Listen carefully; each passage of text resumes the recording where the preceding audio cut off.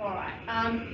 What is this fine print? So I'll tell you to always watch out for the fine print, so I'll tell you exactly what this is saying. This is saying that I'm not a financial advisor and that the information that we're going to go through tonight is just general information, so I'm not taking into account your personal circumstances. You might share something with me about your circumstances, but please don't take what I say to be financial advice. Speak to our wonderful advisors up the back, who you may or may not have a relationship with, just to understand how all of this applies to you.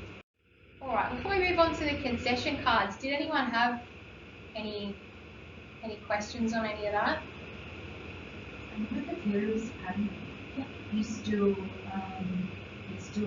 based on assets. Is that right? Yes. So if you're above 656, you're still carrying on. Carer's payment's an interesting one. So there's different assets tests depending on whether the person you're caring for is themselves in receipt of a pension. Basically, in a nutshell, it's the same thresholds, and if you don't have assets below those limits, you're probably not entitled. But if the person you're caring for is on age pension, there's a concessional test. So I'm happy to grab me after the session finishes, and I can point you in the right direction of where to go to for that. I can just add, if I can, that just in terms of navigating Centrelink around the seniors health card, absolutely contact those of financial. We got caught into a real bureaucracy about we've got a case number and it all seemed to go pear-shaped for a while. Then it seemed to just go away and we couldn't find any way. But getting traction, we actually went and talked to that kind of paved the way to get it progressive. So, yeah. It's a good tip. Absolutely, yeah. Because you feel like you're going around in circles, and you call and you quote your reference number, and then they come back, oh, we'll just go and check. Oh, yeah, that's in the queue. And it's like, where is it in the queue? And then you find out 2 months later that there was actually something missing from the application that they needed and no one told you. And yeah, it can be a tough experience. All right, so let's have a look at some of the concession cards.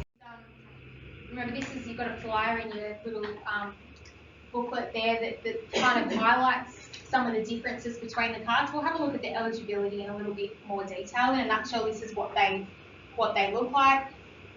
3 of them are issued by Centrelink. This one's issued by the state government. These ones are income tested, and the pension and concession card is also assets tested.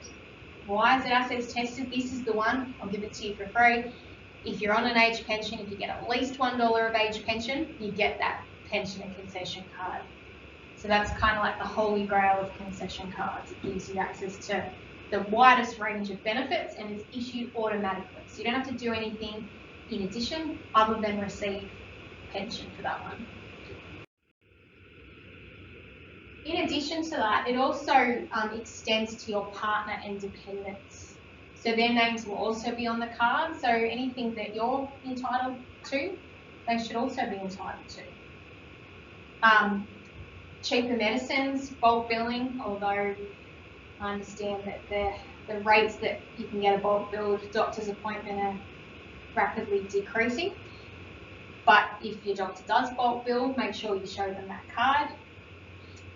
And you'll see on the paperwork also discounts on utility bills, rates, vehicle rego, and different transport costs.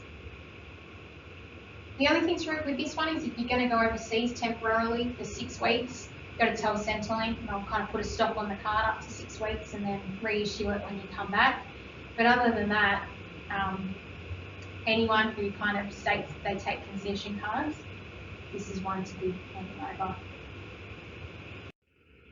The 90 or 144 as a single, but you also meet the much lower income tests for this one. So you might go, well, hang on, how can someone not be receiving age pension? They've had to go to that other concession card, but they also get a low income health card. The answer to that is they could be assets tested out of the age pension. So if you have an investment property worth $2 million, but your income doesn't hit the income limits, no age pension, but you could actually bundle up a couple of different concession cards, And the benefits here are definitely around the cheaper medicine and medical concessions. And it's not automatic, so don't think that Centrelink will work out what you're entitled to and give it to you. Sometimes you've got to make inquiries and speak to financial advisors to make sure you're doing the right applications. Right. I'm going to give my voice a rest now. This is a senior Stop that and explain to you what it is that we're looking at. So this is a little video from the government's website where they actually tell you, if I can, there we go, they'll actually tell you the other state-based card that I said didn't have an income test, didn't have an assets test, what benefits you can actually get from that one. So the good news is you just need to be over the age of 60. This is a seniors card and has many benefits and discounts. The purpose of the seniors card is to encourage older people to keep active and engaged in the community, making it more affordable for seniors to get out and about. Seniors card in Victoria, you must be 60 years of age or older. However, you can apply for a card up to 4 weeks before you turn 60. You must be a permanent resident of Australia residing in Victoria. There are 2 different cards. If you work less than 35 hours... I'll let you do it. I turned down the volume between breaks, of course. 1 second. Okay. Is it? Yep. Mail redirect, that's something I found out recently. Yeah, but that's the one we're looking at here. Yeah, no, that's all right. Excellent. All right, we've got the volume working now, so we'll try again. This is a seniors card and has many benefits and discounts. The purpose of the seniors card is to encourage older people to keep active and engaged in the community, making it more affordable for seniors to get out and about. To be eligible for a seniors card in Victoria, you must be 60 years of age or older. However, you can apply for a card up to 4 weeks before you turn 60. You must be a permanent resident of Australia residing in Victoria. There are 2 different cards. If you work less than 35 hours per week, you can apply for a seniors card. If you work 35 hours per week or more, you can apply for a seniors business discount card. Visit the website Seniors Online. To apply online, you will need to have your Medicare card with you. It takes 5 minutes and the seniors card is free. Application forms are also available at your local library and they can assist you with the online form. Seniors card holders and seniors business discount card holders can take advantage of discounts on goods and services from thousands of seniors card businesses. For seniors card holders, a free seniors Mikey card when you join the program with discounts on public transport. The benefits include discounts on thousands of businesses, including restaurants, discounts at many attractions such as the Melbourne Zoo, discount museum entry, discounts on movie tickets. Look for the Seniors Card Welcome Here logo or ask for Seniors Card discounts when you're out and about. Apply online so you can start getting the benefits of a Seniors Card today.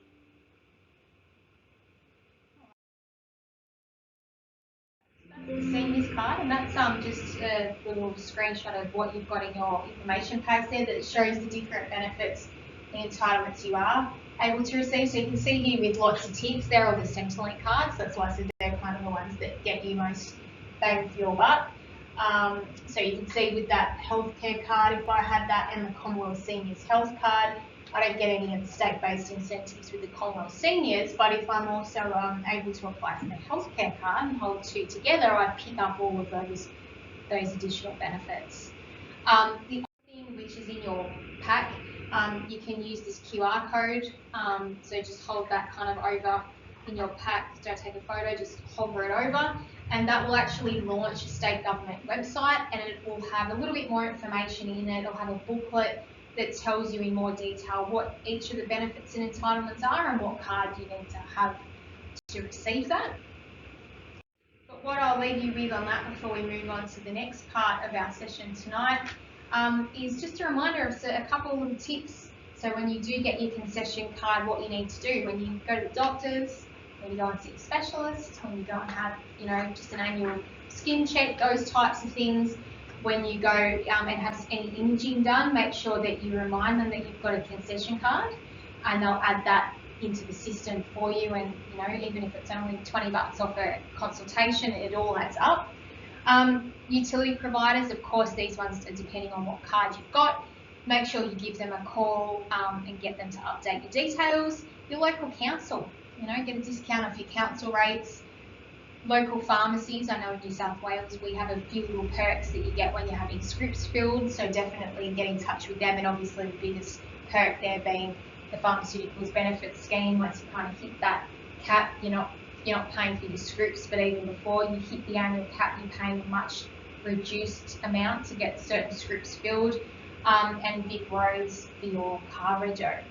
And some other benefits, hearing aids and hearing tests. That's another great one that I know has come in handy in our family, and travel concessions as well. So definitely more information if you consult that QR code, but just a few little pointers, things to remember to do when you get your concession card.